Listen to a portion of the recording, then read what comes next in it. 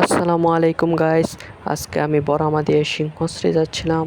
বৃষ্টি হওয়ার আগ মুহূর্তে মেঘলা আকাশের পরিবেশটা খুবই সুন্দর দেখাচ্ছিল, তাই এই ভিডিওটা করা। এই ভিডিওতে আমি সিংহশ্রী ব্রিজ এবং তার আশেপাশের সৌন্দর্যকে তুলে ধরার চেষ্টা করব।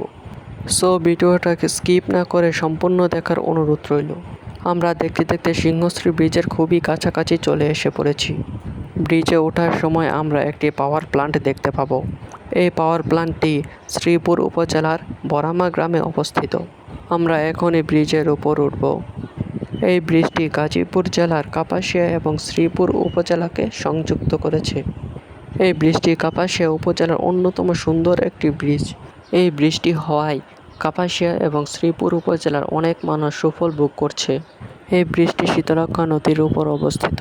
কাপাসিয়া এবং শ্রীপুর উপজেলার প্রায় 10 লাখ মানুষ যাতায়াত করে এই ব্রিজটি দিয়ে। 20,97,00,000 টাকা ব্যয়ে এই সেতুটি নির্মাণ করা হয়। সেতুটির দৈর্ঘ্য 315 মিটার এবং প্রস্থ 8 মিটার।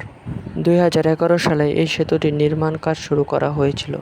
এই সেতুটিতে মোট পিলারের সংখ্যা 9টি।